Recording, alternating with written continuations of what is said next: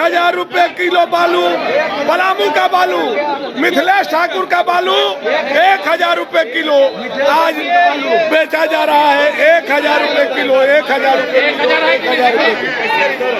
1000 रुपए किलो पलामू का बालू। आप देखिए 1 किलो बालू 1000 रुपया का हम लोगों ने मिथिलेश ठाकुर, पलामू का बालू है, पलामू का बालू, पंडा का बालू, सोन का बालू, धड़रा का बालू, डोमनी का बालू 1000 रुपए किलो, 1000 रुपए किलो, 1000 रुपए किलो। अभी देखिए ये पलामू का बालू है, 1 किलो हमने लिया है, 1000 रुपए में लिया है। यह हाल है पूरे झारखंड का, ये हाल है पूरे प्रदेश का। ये मिथिलेश ठाकुर का बालू 1000 रुपए किलो है। मिथिलेश ठाकुर जहाँ से आते हैं 1000 रुपए किलो बालू है। यह बालू का स्थिति है। कहाँ बालू फ्री है? 1000 रुपए किलो है। लेकर के हमने दिखाया है, लेकर के दिखाइए। हम जा रहे हैं झोला लेके। हेमंत सोरेन कहाँ है बालू? हेमंत सोरेन वाला, हेमंत सोरेन का बालू दिखाइए हमको। हम कहाँ मिलेगा? जा रहे हैं झोला लेके, बताइए कहाँ है हेमंत सोरेन का बालू?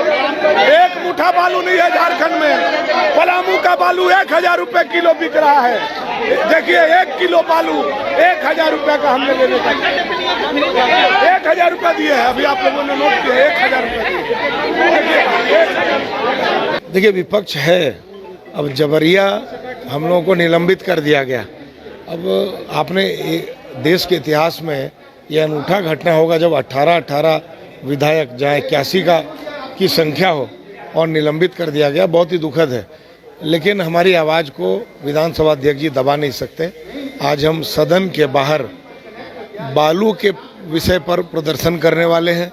हम सब जानते हैं कि राज्य में 442 बालू की घाटें हैं और इसमें सिर्फ 22 घाटों की नीलामी हुई इन लगभग 5 वर्षों में।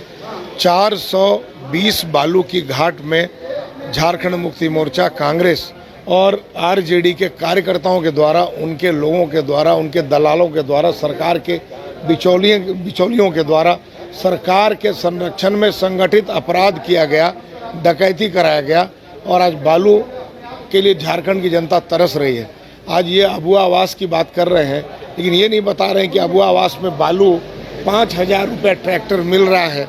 तो क्या 5000 रुपये ट्रैक्टर लेकर बालू लेकर आवास बनाया जा सकता है? सरकार ने तो फ्री बालू कर दिया। वही कह रहा हूं मैं आपको आगे कि सरकार ने कहा है कि मैं बालू फ्री कर रहा हूं। पहली बात कि सरकार बताए कि सरकार के पास बालू का स्टॉक कहां है, पहली बात। दूसरी बात, जो स्टॉक है वो अवैध है, जमाखोरों के द्वारा किया गया, क्या सरकार उस पर छापा मारेगी? तीसरी बात कि जब एनजीटी का रूल लागू है, सुप्रीम कोर्ट का आदेश है, एनजीटी लागू है, 15 अक्टूबर तक आप बालू का उठाव किसी भी नदी से नहीं कर सकते, तो गरीबों को बालू कैसे मिलेगी?